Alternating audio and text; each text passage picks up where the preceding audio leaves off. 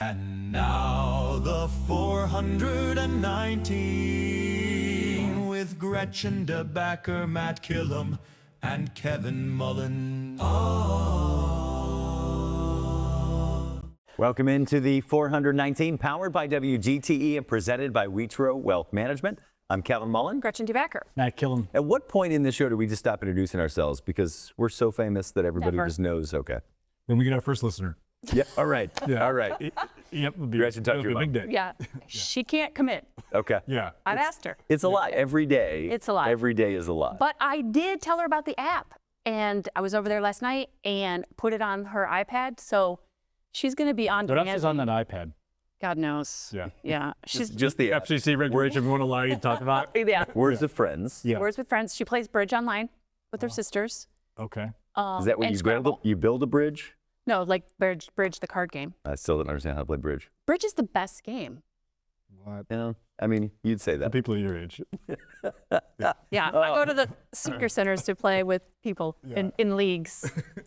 Do you win? No, I'm bad at it. It is a hard game. It is our game. You have to be smart. What is give me the basic concept of like, So there's what is it compared to? It's kind of it could be compared to spades, I guess, kind of, but you bid, it's partner bridge. So you're bidding with the person that's sitting across from you, and you're bidding, there's all these clues. It's no trump or spades or hearts or whatever, and then you play whatever the bid is. Zaylee, we're new to this, but I can't imagine this is good content. It is. In segment 2, we'll talk about cricket.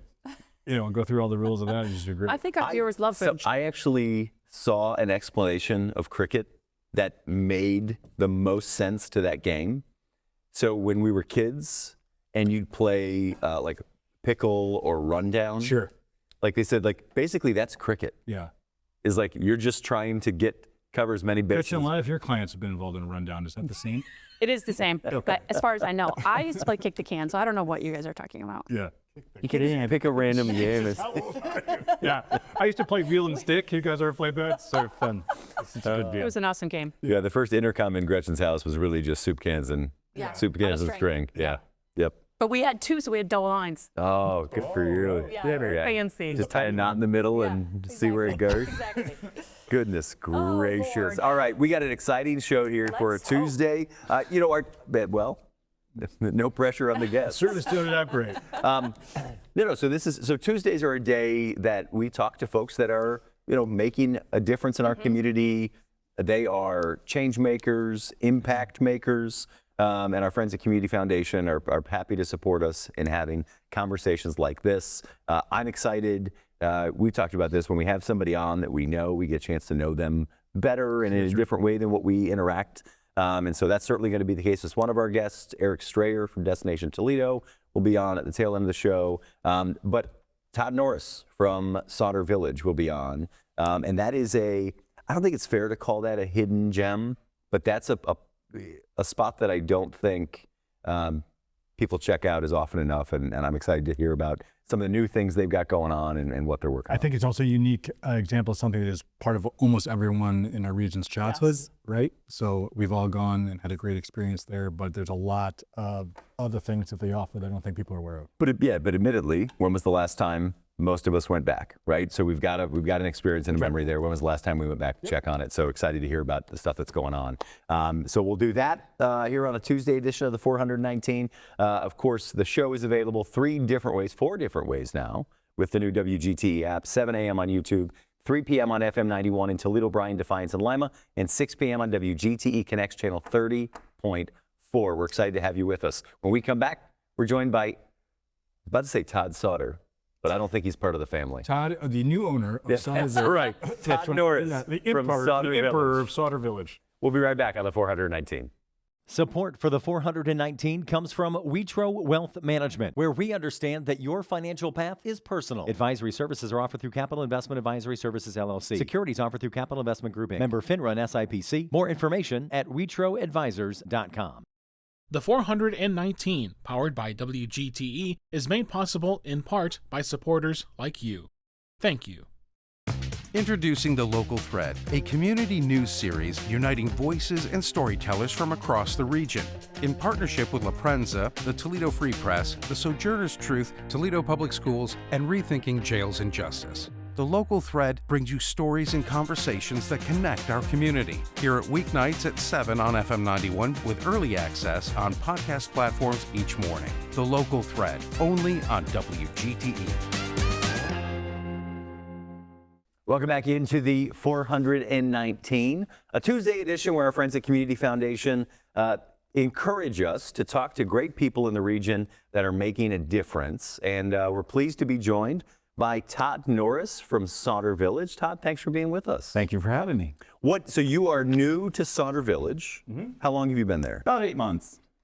And your official title, I think Matt called you the Emperor of Sauder Village. He did, so I'm going to get new business cards made. But until that happens, President and CEO. Awesome. What were you doing before this? What brought you to Sauder Village? This is an interesting story. Yeah. So I've kind of bounced back and forth between theater and museums most of my career. And before this, I was working as an artistic director of education for a regional theater in Virginia. But before that, I'd spent, quite a long time in children's museum and living history museum worlds, and found an opportunity at Sauder Village that was just too good to pass up, and I'm there. Little Todd was into theater, also into museums. Talk to me about the path to even starting that career. Yeah, I kind of fell into museums by accident until I landed my first gig at museums. I was an advocate museum goer, but I never really thought of it as a career. But I had worked as an actor and worked as a director and worked as a teaching at the university level, and was kind of looking to kind of jumpstart my career again. An opportunity presented itself at Colonial Williamsburg in Williamsburg, Virginia. And I went there as a training specialist, who my job was, I had a team of colleagues that were incredibly smart historians. And I was brought in to sort of help teach presentation skills and theatrical skills, really helping the interpreters present the material that they'd learned. And that's kind of when I discovered museum theater, and how a lot of museums borrow theatrical techniques for their interpreters and their floor staff to really kind of enhance their performances, their interpretations to their audiences. And from there, I just kind of moved into management and started working with larger and larger groups of people that were doing interpretation, both in kind of traditional third-person museum format, but also first-person character work.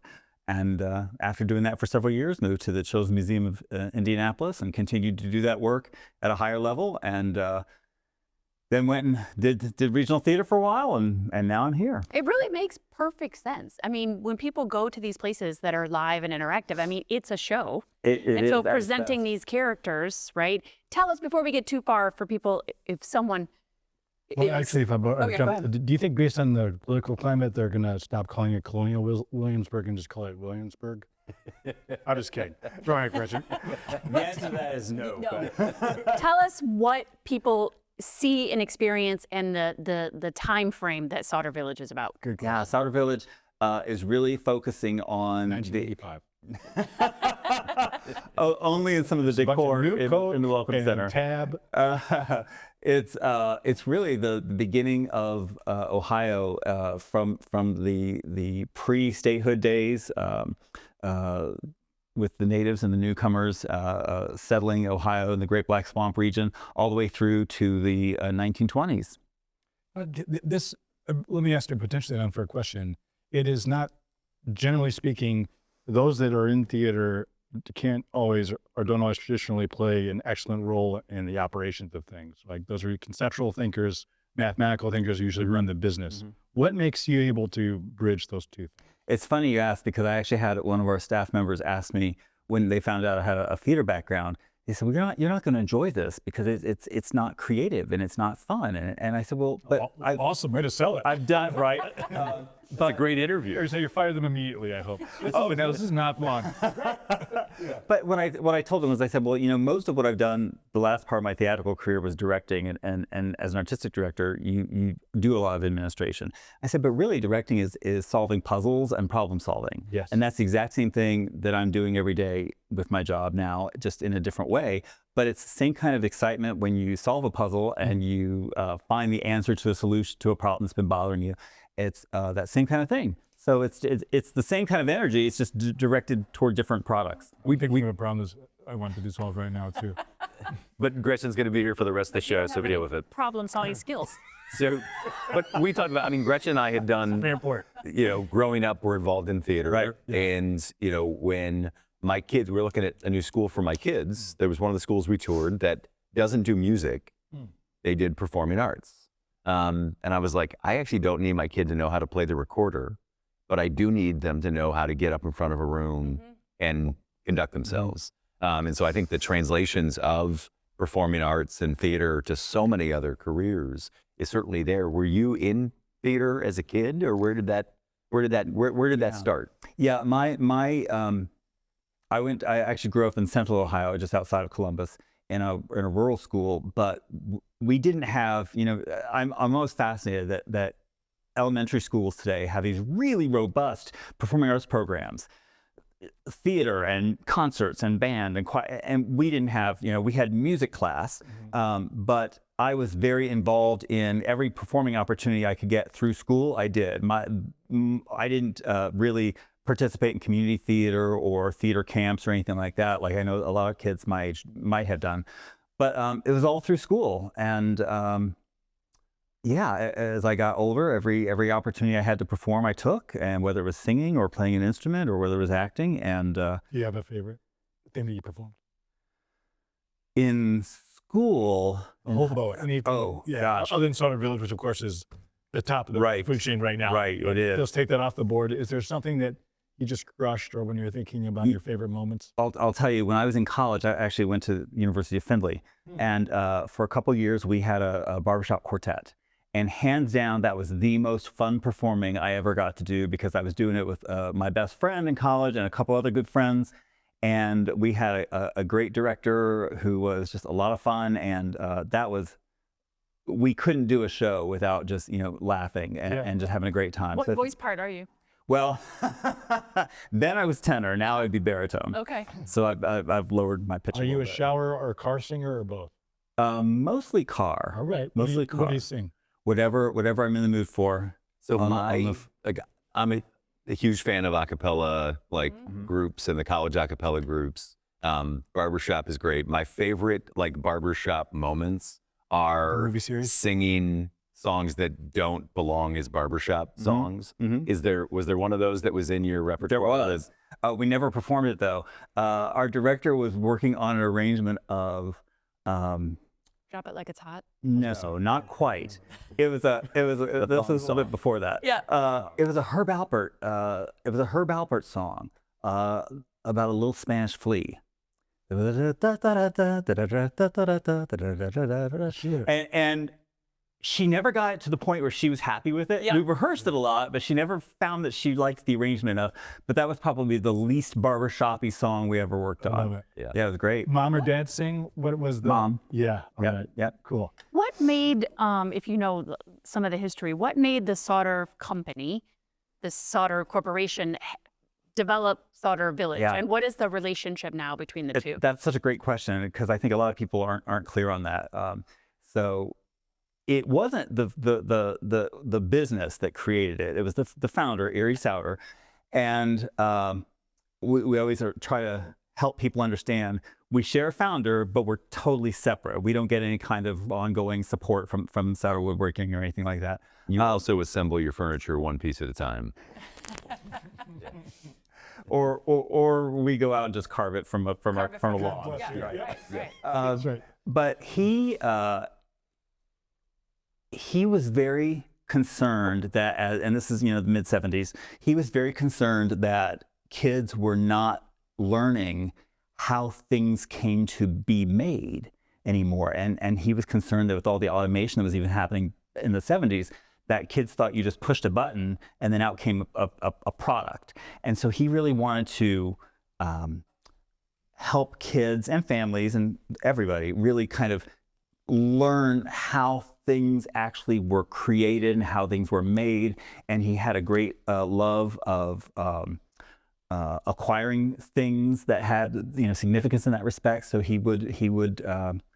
he started off by just acquiring buildings, old buildings, and bringing them to what became Sauter Village, and then having crafts and trades done in those buildings so that kids and families could come and actually see how do you actually make a broom from scratch? How do you weave fabric from scratch? How do you create iron products from scratch? And so that's kind of was the genesis, and it was because he had a strong background in woodworking and creating things, and so he really, that was so important to him. So that was the genesis of Souter Village, and then it's just kind of grown and grown and grown over the 50 years. We're celebrating our 50th birthday this year, all year long. That's a big deal. That's awesome. Yeah. What are some of the parts of the celebration? What are you guys doing to celebrate? Gosh, all year long, we just launched a brand new, totally revamped website. So I encourage people to check that out at soutervillage.org. And you'll see on our events page, there are just dozens and dozens and dozens. One thing I encourage people to check out is part of the 250th America celebration is America Goes to the Movies. And so, Ohio Goes to the Movies. Oh. And so every county in Ohio has sites that are showing films that have an Ohio connection. And we're actually showing The Sound of Music, because the actor who portrayed the Baroness, Captain Von Trapp's fiance in the early part of the film, she was from Ohio. She was the evil person in that movie. I love it. And so we're showing that movie. It's free of charge, and you can check out the date and time on our website. But that's one thing, Ohio Goes to the Movies. And then the weekend of June 13th and 14th is our actual official anniversary date. And so we've got big picnic plans and big, we're going to have, fun. we've got a concert series, and there's all kinds of things throughout the year. For 50 years, we were talking before they came on about this being part of our childhood. Any idea how many kids have come through? Oh my gosh. I mean, it has to be tens of thousands. Oh, I'd say probably over 50 years, far more than that. I'd say hundreds of thousands in 50 years. You didn't have to take a shot at me. Hey, you know, that's not. You're giving Gretchen as good as you can, so I got to stand up for somehow. I appreciate the balance. Yeah, Matt is not the math expert on the show. Or any expert. Yeah, well, yeah. But I mean, it did hundreds of thousands, right? That and it has to feel good, and probably to some degree pressure too, to be part of not only that heritage, but carrying it into the next 50, 100 years. I think about the celebration of this year is about getting you here, but what does tomorrow look like at Souter Village? You know what? Tomorrow looks like getting the message out about what we have to as many people as possible. We really want those day trippers and those regional people who are looking for things like this to do, to know that we're here. You know, we use that phrase hidden gem, and we're at a point now where we don't want to be hidden anymore. That's right. We want to be front and center. And we're using our 50th birthday celebration to kind of launch that idea and help people understand that we're not just a living history museum, although we certainly are. We're a destination. You know, we've got a hotel and a restaurant, a bakery and a campground and a wetlands trail and a banquet facility, several banquet facilities. So we really want people to understand the depth and breadth of everything we have to offer and help them understand why they want to come and come back. You know, we often get that, oh yeah, I was there in my 2nd grade field trip or my 4th grade field trip. Right. And they haven't been there since, right? So we really want people to understand there's a lot of great reasons to keep coming back. I also think where is Souter Village located? Archbold, Ohio. It is actually a nice drive. It's a very nice I would rather drive to Souter Village back and forth 7 times than driving to Columbus, Ohio 1 time. So They have a relatively new turnpike exit in Archbold. That's also makes it easy, right? And you an expert on the turnpike exit? I am. I just remember. That's a different show. Todd, please take the reins back here. At the risk of going backwards, one of the things that I just think always interests me is when you've got somebody who's not from the area that, you know, takes a job in the area and is attracted to an opportunity in the area. It's just sort of a kind of a reminder to us about the great things we have, and I think we take them for granted. What was it about Souter Village that had you say, you know, I'm moving to Archbold, Ohio, and this is what I want to do? Like, were you familiar with it before, or? You know, it's funny. Like I said, I went to school at the University of Findlay, and I had never heard of Souter Village until I was looking for my next opportunity. And then because we're doing all this racy barbershop quartet. Exactly right. Yes, yeah. Right. So when I was looking around and I discovered this opportunity, I thought, you know, I've worked at living history sites, and I've been to a lot of living history sites and traditional museums, but I'd never found a place that had this combination of opportunities, because it really is much more than just the living history. It's overseeing a hotel. It's overseeing a restaurant, and a bakery, and a campground. We've got this amazing wetlands trail that a lot of people don't know about. That's absolutely gorgeous. It is, and really it's cool. one of my favorite parts of our complex. And just the opportunity to, and once I started to meet people, everybody was so friendly and so welcoming and so committed to spreading the message. And I thought, these are people that I want to spend more time with. So that's really, I think, what it was more than anything. It's just the enthusiasm for the message and the opportunities. This, I know we're closing out on the first segment here with Todd Norris, but Todd, there's one thing, there has to be somebody that oversees the authenticity and accuracy of what you're executing on site, right? It is a live, vibrant place, and you bring a lot of excitement to it, but you want to make sure you're honoring the historical period. Who is the overseer? Who's in charge of making sure that that broom isn't accurate? Because that's important. Yeah, it's absolutely Those important. Nike tennis shoes are not, period. Right. We have a director of historic operations. Her name is Sherry, and she is phenomenal. Sure. And is she generally unpleasant? I mean, because somebody has to be the rule bearer. she's not. It's actually kind of she goes against type in that respect. She's very fun, but she's also very dedicated to making sure that things look right, things are being shared correctly, and all that sort of things. And she runs a great team, and I really enjoy every opportunity to have to work with her and her team. Yeah. We're talking with Todd Norris, the president and CEO of Sauder Village, celebrating 50 years this year. When we come back, I want to talk about what the next 50 looks like, and I'm also really interested in what innovation looks like in a historical place. We'll continue that conversation on the other side of the break. On the 419, powered by WGTE. To me, community means connecting to others. I'm Donnie Miller, and welcome to The Point. I love CBS Kids! We're a community committed to education. Discover new ideas, dive into exciting subjects, and engage with the world around you. I would send them personally a t-shirt. Crime doesn't pay in the Old West End, pass it on. That's how we cleaned up the neighborhood. Vision loss for people is not the end. It's a story. It's the next chapter. WGTE Public Media invites you to Get Out and Play Day. Monday through Friday, it's the 419 powered by WGTE.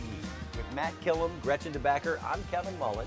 What can people expect on the show? It's going to be an hour, a reminder of why this is a great place to live, work, and play. WGTE, where you come to watch, listen, and learn. Welcome back into the 419 powered by WGTE. We're talking with Todd Norris, president and CEO of Sauder Village. 50 years this year. I'm going to be celebrating the actual 50th anniversary in June of 2026. Somebody, again, we talked about, they go and they do a, third grade, fourth grade field trip. Probably haven't been back since. If somebody walked in the doors today, what would they experience? What would they see? Yeah. Well, they are going to, if they walk in today, they're not going to experience a whole lot. We open April 29th for the season. Okay, that's what fair. Village does. But when that happens, what they're going to experience is they're going to experience a chance to see a variety of crafts and trades that were, commonly done in the home. Brooms and weaving and tinsmithing. The tinsmithing just is fascinating to me.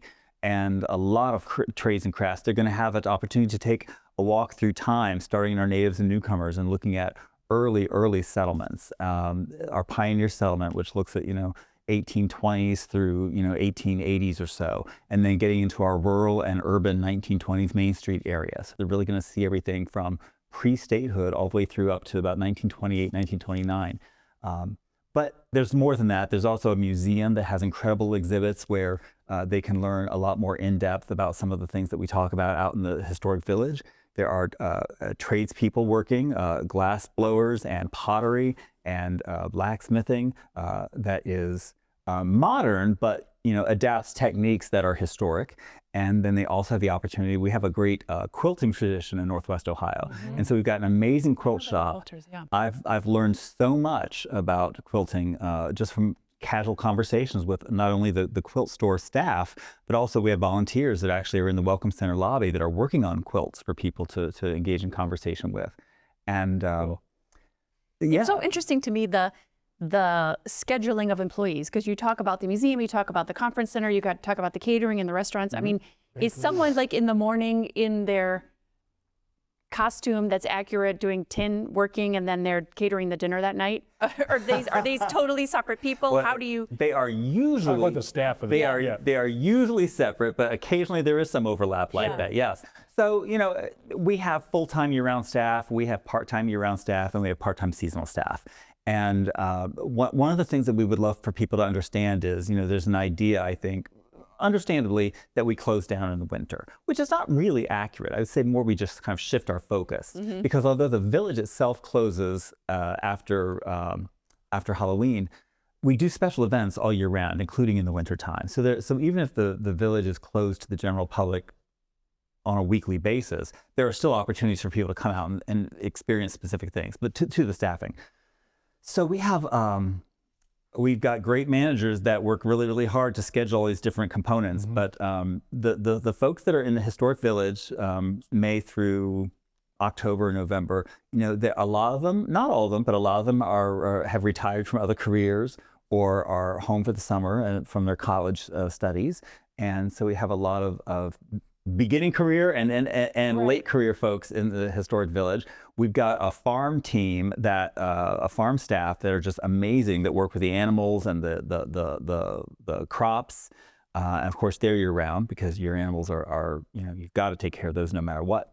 But that's debatable. I mean, not to them. If you want them to be there when you open. That's right. Sure. Yeah. And that's one of those things where it doesn't matter what the weather is. It doesn't matter how much snow's on the roads. The farm 7 days a week. The farm staff have got to be there, and they're incredibly dedicated. And they're just fun people to talk with. I love hanging out with them. But then you've got, the hotel staff, and they're working a much more traditional hotel staffing model. The people in the restaurant, same thing. In the bakery, we've got bakers that are coming in the middle of the night to get things ready for the day. And tell me what your favorite dish is. You're welcome for saving you from Kevin's question. Tell me what your favorite dish in the restaurant is. Oh my gosh. There is there is a wonton chicken taco that is a special. It's not on the buffet, but it's a special that they offer about once a week or so, and it's really, really good. That does. There is a tater tot dish that can be barned. What's that mean? Well, you have to go. And it is delicious. I'm right? That's the menu. It is really good. We're not sponsored by the Heart Administration, Heart Health Media, but it is delightful and delicious. It's just, as you're describing all the different things that are happening there, and all the different businesses in and of themselves that have unique needs and challenges, like, you're the president and CEO of all of that, right? So you're running a hotel, you're running a restaurant, you're running a museum. A farm. Yeah, like that doesn't make any sense, right? I mean, like, just like tactically, those are very separate things. They are. How do you from a day-to-day manage those different hats and being ready for the challenges of, I mean, even from an HR standpoint, hiring for those different roles, all of it. I have got an incredible team. They've got a couple different titles. Sometimes we call them the core team, sometimes we call them the leadership team or the executive team, but it's the same group of people, and it's 5 directors: HR, business operations, marketing and development, historic operations, and finance. And they are the ones who help me keep up to date on everything. They're the ones that make sure I know everything that I need to know going on. And they're the ones that do they're the ones that are moving the pieces around to make everything fit. And they're just phenomenal. We're talking with Todd Norris with Sauter Village. Todd, what does innovation look like for a historic village? Innovation looks like, how do we continue to tell the same story that we tell in new ways that attract new audiences while still being appealing to our existing audiences?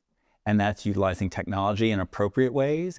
It's getting our marketing message out to larger and farther away groups of people. It is making sure that folks understand the depth and breadth of everything we have to offer. This isn't something that we're trying to eliminate this, but it's possible that some people could come and stay with us for a weekend at the campsite and never even realize all the other things that we have to offer. So we're trying to fix that and make sure that folks do understand the depth and breadth of everything we have. But that's what innovation looks like for us, is just getting that message out to more and more people. If have you ever thought about running for mayor of Slaughter Village? No. No, like not being in charge of it. I mean, once you've been the emperor, why would you go back to being? It's kind of a step backwards. Yeah. Not, and the wardrobe's not as good. No. Okay. The budget's less. Yeah. The whole thing is a mess. Right. It is. When you think about, I guess, how far do people travel to come to Slaughter Village? It has to be quite a large net. It can be, and we know we get people from out of state. We have some incredible quilting retreats and rug cooking retreats and wood carving shows, and we know people will come from, Minnesota, farther away, the East Coast, and so we're always looking to encourage that and increase that, because the farther we get the message out, the better. Why do you think it's important for people to know about handmade quilts and glass blowing and taking care of animals and farming? Why is it important for people to know that is something? Exists. Yeah. Yeah, I think it's important because and this is my personal opinion. This isn't. I'm speaking for myself now, not as a representative of Slaughter Village, but I think that it helps ground us. It helps us remember that we're part of something bigger. It helps us remember how we got to where we are now, both in the positive and the challenging ways. And I think that it is a chance for people to remember back. It helps connect us to our own personal histories and our family histories, and just our history as a state, as a region, as a country. And I think it's just a great chance for people to take a breath and step away and just kind of pause and reflect. And that can mean different things for different people. But to me, I think that's critical. And in an age where I feel like we're more and more go, we need those chances to pause and reflect and take a step back and look at the bigger picture. And I think that we're really helpful in that respect. When you hit a milestone like 50 years, I think it's hard not to start to envision, like, well, where are we going to be 50 years from now, right? Going back to, you've got the history of, hey, the early days look like this. This is where we started. This is where we've come. What are the conversations that you and the core team are having about what the next 50 years look like for Slaughter Village? Well, it's great. It's a great question. And we have a lot of conversations right now about making sure that we are preserving and being great stewards of what we already have. Because a lot of people, and this is one of the things that to me makes living history really fun and unique, is our buildings, like any museum, a museum has artifacts, and we've got lots of little artifacts, but our buildings are also our artifacts. These buildings that were transported from Indiana and Pennsylvania and other parts of Ohio and relocated here that are historic are artifacts that require preservation and stabilization. And log cabins were not built with the intention of them being permanent structures. They were intended to last for between 20 to 40 years maybe. And now we're trying to keep them intact and in good shape for hundreds of years. Right. And that's really expensive. I bet. So finding the funding and the development and the fundraising opportunities to help us preserve and conserve what we already have so that we can keep them for that next 50 and next 100 years is really, really crucial. And, we can talk about expanding and trying to cover more territory in terms of Ohio's development or the Great Black Swamp's development.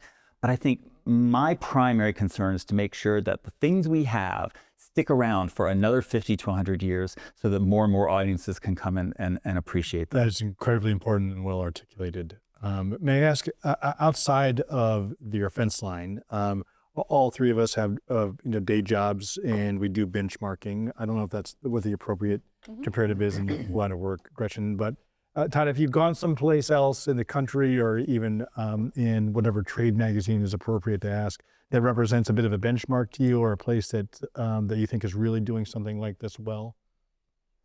I think that there are regional, there are other living history sites regionally that we would put ourselves in the same category in, and every living history site is a little bit different. They have their own little focus, but something like Conner Prairie in just outside of Indianapolis, I think it's in Noblesville.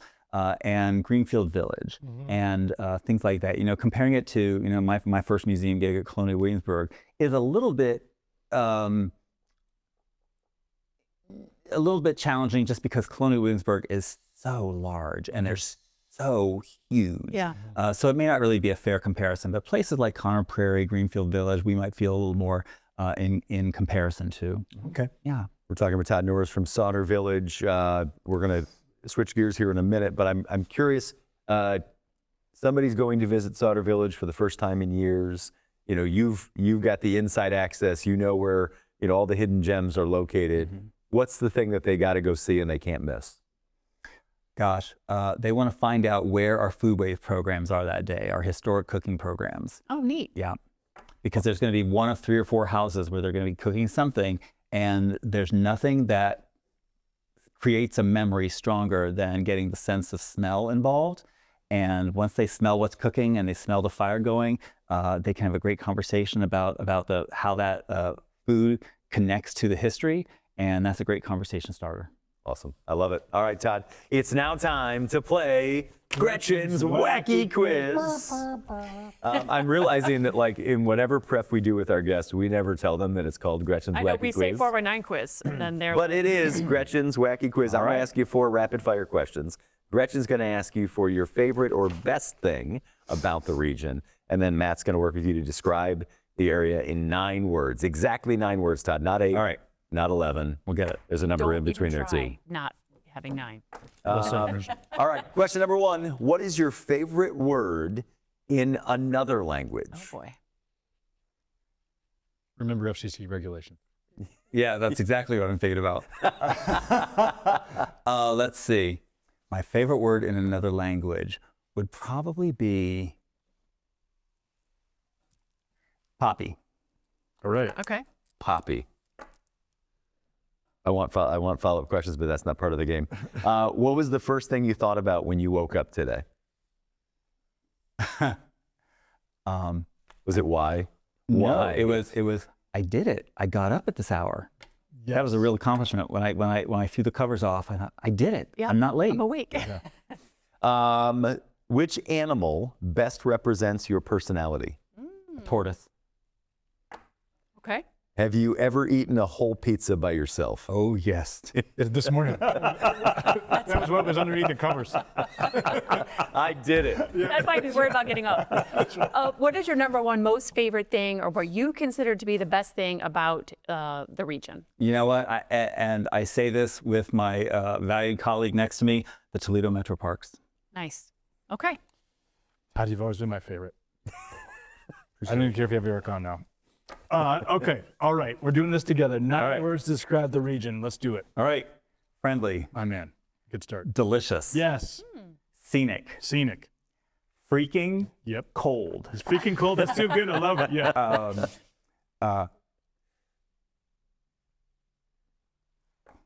We're good. We only get 4 more. Well, I've got you. Sauter Village. I'm giving you 2. 2 for Sauter Village. We got 2 more. I said scenic. Beautiful. Beautiful it is. And Beautiful. becoming. Becoming. Love becoming. Yeah, Todd, that's great. you have mentioned food on several occasions. This has nothing to do with Sauter Village, but tell me something that a snack or a nosh or a dining place that's your favorite in our area. Oh my gosh. Is there a comfort place that you go to, or something that you there is guilty pleasure? Actually, there's a couple of them, and one is Charlie's, I think. Charlie's. It's this great Mediterranean diner. Yeah. It's right by Consignat. Yes. Oh yeah, on Central. That place is great. What do you get? Hidden gem. Oh my gosh, I get something different every single time because the food is so good and the staff are so friendly. Yeah. Great. Great place. Awesome. Yep. Todd, thank you so much. If people want more information on Sauter Village, where can they find it? SauterVillage.org. Awesome. Todd Norris, thank you so much. We come back. We're joined by Eric Strayer from Destination Toledo. It's Restaurant Week Toledo this week. And so he's going to give us some great ways to get out and enjoy Restaurant Week with the Restaurant Week Toledo Passport. That and more on the 419. We'll be right back. Support for the 419 comes from Witro Wealth Management, where we understand that your financial path is personal. Advisory services are offered through Capital Investment Advisory Services, LLC. Securities offered through Capital Investment Group, Inc. Member FINRA and SIPC. More information at WitroAdvisors.com. Destination Toledo. Whether you're a local or a visitor, Destination Toledo invites you to explore the region and be a tourist in Toledo. Find events, dining, and things to do at visittoledo.org. WorkSpring. HR issues and employee well-being go hand in hand. WorkSpring supports employers through compliance, training, and wellness because healthy workplaces don't happen by accidents. Learn more at workspring.org. Toledo Refining Company, a subsidiary of PDF Energy. Toledo Refining Company is a supplier of fuels that keep our region moving. Located in Oregon, Ohio, the refinery processes crude oil into gasoline, diesel, jet fuel, and other petroleum products. And TARDA, celebrating its 55th year of connecting Northwest Ohioans to their community. More information at tarda.com. Welcome back to the 419. The wheels have officially fallen off. Eric, please save us from ourselves. We're joined now by Eric Strayer from Destination Toledo. Eric? Hey, thanks for having me. Usually people say welcome, so I'll have that. Welcome. Perfect. Glad to be Thanks here. for being here. Glad to be here. A former one of Toledo's most eligible bachelors. Is that true? Yeah, actually, I won it when I was like fun and in my 20s, and then I happened to be single for a bit last year, and I was I'm like, going to push back on winning it then. and I was like, well, I'd be the GOAT. If I won it twice, I would have been the first two-time winner, but I didn't win, and I ended up with a great partner anyway. So you really did win. I really did win. I won the whole thing when it really came down to it. But yes, I did win it when I was in my 20s. I forget the year, so long ago. What was your strategy to win it? You know, it was desperate. Just stay single the entire contest. Yeah, it was. I was running a lot, so I was like skinny and looked a lot better than I do now. And also, this is a show. I was funny. I don't know. I was funny. None of the other guys were. They were all like very serious, and I was fun, and that it worked wonders in that moment. So I've never found humor to help. Mike, that's, I guess. So Eric, you were Destination Toledo. What's your role at Destination So Toledo? I am a marketing specialist there. So I kind of touch a lot of different projects over there. So our mission is kind of two-lane. We have people who really focus on that leisure side of, hey, we have Sauter Village, we have the zoo, we have, all these great things for people to come and enjoy. But there's kind of the secret thing that we also He's trying to have. get you to read his hat. We'll get there. Okay. We'll get there. You get shot at a lot. You get fun. So desperate. I know. He's so needy. Yeah. Sorry, just working all of your behalfs. But there's, half of our team also works on, we have like a sales side that works to bring conventions and, sports events, things like that are, Ohio has like a tow truck association. We'll bring in, they do Seriously? like there's an association for everything. We're finding out. Okay. They're very Yeah, I think we had somebody on the show that said there's an association. Maybe it was Callie said there's an association. of associations. Full associations. Yes. So there's all these kind of niche things that. But I do want to pause just for a second.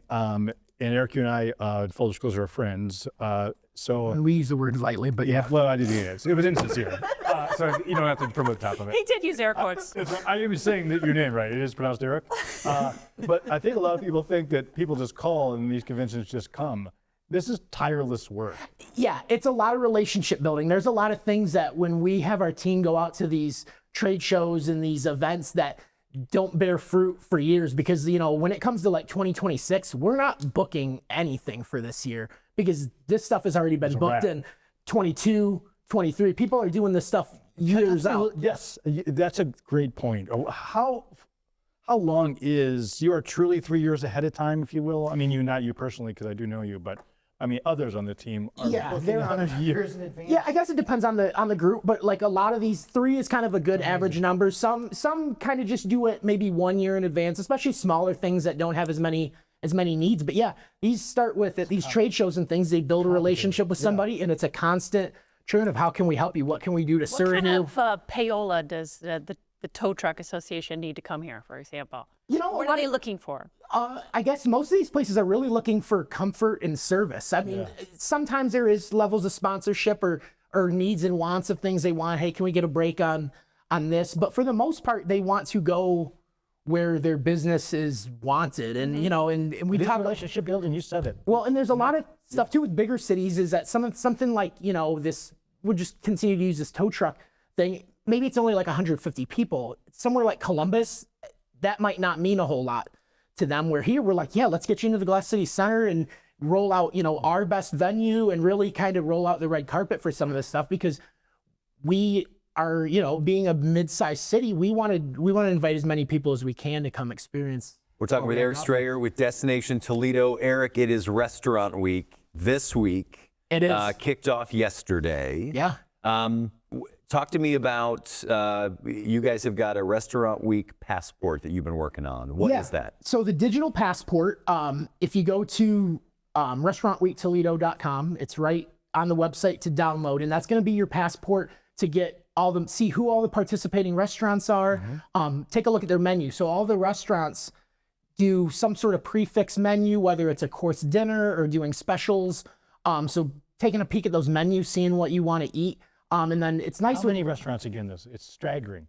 It's staggering, and the fact that I didn't actually remember the exact number speaks volumes about my preparation. Oh, but that's okay. But it's so it's a lot. It's more than 40. Yeah, it's like around 50 this year. Awesome. It keeps growing, getting more and more delicious, and I feel like there's kind of a level of competition with the restaurants. Like everyone wants to kind of, whether it was at the kickoff party with the bites that were presented which there, was great, or or the menus themselves, they want to showcase what they do best and what they offer. And so there's a lot of delicious options. And with the pass, you can digitally check in at these places. What was your favorite? My favorite bite, look, registry, Chef Erica always comes correct. She had this wonderful pasta dish with asparagus and stuff. Everything was great, but like there was just a level of elevation that Erica always brings. So that was my favorite, but everything, I was not left wanting. I was very, very full getting out of there that night. Before we keep doing the restaurant week, and again, you have a small but mighty team that does all these things. What makes you uniquely good at talking about and selling our region? It's easy to talk about because our team is passionate about what we have here. I know that sometimes people in our community are kind of our own worst enemies. 100%. And, we deal with so many people who come from out of town that are like, oh, wow, downtown's so walkable. Downtown's so clean. Oh, wow, this venue is great. I didn't realize there was so much good food. These metro parks are crazy. The art museum, this is like one of the best museums I've ever been to. So, we kind of are our own punching bag sometimes, but we get people who are literally, career travelers. Some of these people who are in these different industries, they're going to a lot of different cities over the course of a year, and they're leaving Toledo and going, this was great. I'm going to tell people this was great. And so for us, it's like we kind of know what we have. And so, it's easy to sell that stuff because we have a great convention center in the Blast City Center. There's an adjoined hotel with the Hiltons. That's wonderful. We've got all these things close by. So when these people come in from a conference, they can walk to multiple metro parks. They can take a short bus ride or a long walk to the art museum. It's easy to get to the pillars that we want them to see. And they're all great partners too with, a group wants a special experience. Hey, we want to do an off-site dinner. We take them to go feed the giraffes at the Malawi Center, and that is the favorite part. That's and maybe we don't slam this home enough. One of the best things about a town this size is that if you have an opportunity or a need the group wants, we are one phone call away from each other, right? Yep. So we had talked about even running out to Lucas County Rec Center to get your jockey box out. Like you are one buddy or one call away from, hey, can you help us out from a park situation? And that is certainly something to celebrate. I talk about access in Toledo all the time, right? And proximity. And so, my brother works up in Detroit. He was telling me that, when he wants to entertain clients, they'll go to, a Tigers game and they'll get a suite at the Tigers game. And I joke with him, I'm like, dude, for what you pay to do that and the travel time and all that, you could literally have them come to your office, put them in a limo, drive them down to Toledo, have them sitting on the field. Honestly, for the right amount of money, one of your guys could probably pitch the ninth inning. And eat in one of the best restaurants in our region. It was a half a block away at Registry. That's right. You could spoon at Heifer at Sauter Village. I don't know all the pricing out there. I'm not allowed to talk to them. Well, the way you feed them, they'd be real cheap. Yeah. All right, so let's get back to restaurant. Passport. Okay. You were talking about the passport before we derailed, but why? So the passport gives people, access to the menus, but why check in? Why check in is because you have an opportunity to redeem those check-ins with certain tiers of check-ins. You can redeem those for chances to enter to win restaurant gift cards. The participating restaurants have donated gift cards for their restaurants, and so as kind of a thank you for supporting the cause, we have all sorts of giveaways that happen at the end of the week. So it's important to note when you sign up for the pass, good job, Eric, that you make sure at the end of the week to redeem those rewards to get your chance to win. But yeah, so you're supporting a great cause in Leadership Toledo.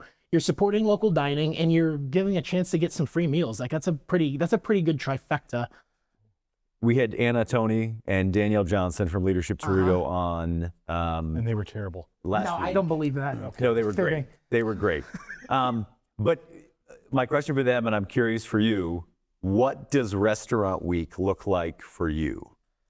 A leisurely stroll For me, well, the hard part is done. Now that the pass is out and it's been audited and there don't seem to be any mistakes on it, now I get to just eat. And that's, I'm very good at that. So for now, for this week, this is gravy train for me. I'm just out dining out and having fun and meeting my friends out for meals. And is the Gravy Train your favorite restaurant in the area? The Gravy Train? Yeah, that's so good. That'd be such a good name for a food truck. Yeah, see? Sorry. Yeah, I've had to be very judicious. It like I want to eat at every place, but that obviously isn't practical. But we're gonna get close. It's nice to be an American. 4 to 6 restaurants is maybe a few too many. Yeah, Can we do it. You're right. I can. You can and you should. Yes, yes. Just while we've got you on for the first time, I also know that you are a budding comic as well. Starting to do some stand-up comedy. Yeah, I've kind of off and on done comedy over the years, and sort of the most recent incarnation is sort of a product of having a work position that's a little more public facing. I used to be like a little bit more online and like, you know, in the Blade forums and kind of like jabbering at people, and that's bad manners now. So, right. So I need to, if I want to like blow some steam off, or I have some, you know, unpopular opinions that might not be, you know, for television, for my under the jurisdiction of my Destination Toledo hat, I kind of have an avenue to. I used to do it under the name Rob Stiegel. I actually want to know. I want to know what he does now that the Blade is turned off. Comments. I just don't like. Turned his life. It's like when somebody retires and they don't have a purpose. He's probably withering away somewhere because that was his only reason to live. 10 years ago. He's sending courier pigeons out with his message. I'm sure he's donating his time at a soup kitchen somewhere or doing good. Did you say courier pigeons? Yeah, to send messages. Isn't it a carrier pigeon? Curry pigeon is the best dish at Gravy Train, a restaurant Eric and I were sharing. All right. Food truck that's a reference train. Eric, let's have some fun. It's now time to play Gretchen's Wacky Quiz. Not that wacky. I hate you. I'm asking you 4 rapid fire questions. Gretchen's asking you for your favorite thing in or about Toledo, and then Matt's going to work with you to describe the region in exactly 9 words. Don't blow the strayer. All right. All right, here we go. 4 rapid fire questions. What's the worst sound in the world to you? Gretchen? Why is it Matt's voice? Yeah, I nailed it. I know it's like cliche, but literally like nails on a chalkboard. It makes the hair on your arm stand up. It's gross. I hate that. Okay. What article of clothing do you now really regret wearing? Oh, no regrets, man. God bless you. I'm trying to think here. I love all my stuff. I've got like Dale Earnhardt t-shirts and, you know, all sorts of fun gear. So I'm always dressed for pants. It's like a really casual look for me. I know that's easy with the brag. Yeah, That's the first thing he pulls off. I got some Dale Earnhardt. Are you a NASCAR fan? Yeah. Ironically, yeah. Ironically, yes. He already said he wasn't a bachelor. Dale Earnhardt does some weird stuff to her, man. What have you done that you are most proud of? Purchasing the Dale Earnhardt t-shirt.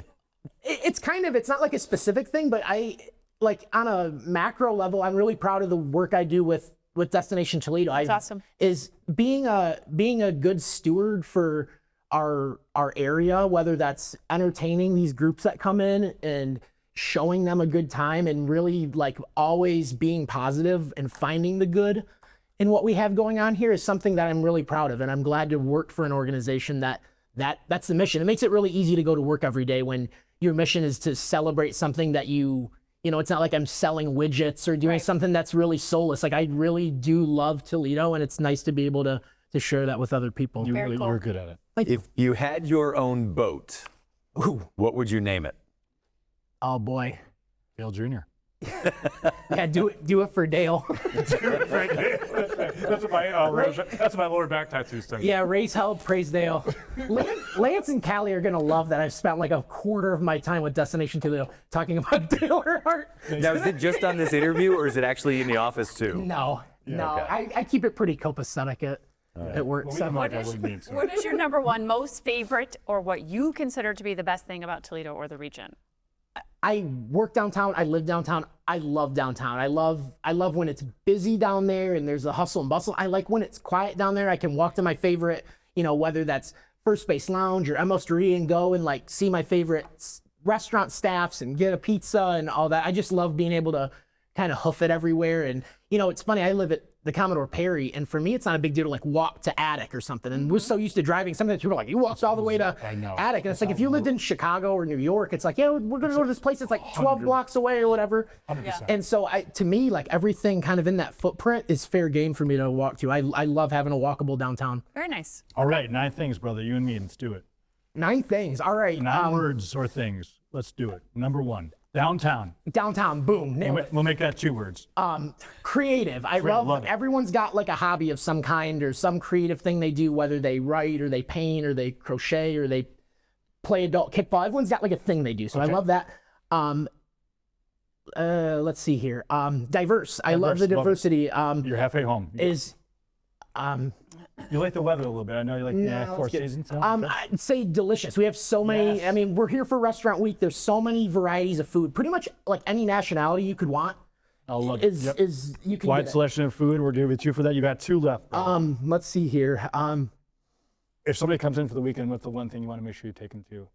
I think Toledo Art Museum. Museum, that really moves me every time. There's always something new to see. Love it. Okay, you got 1 left, brother. Close strong. Last but not least, Pride.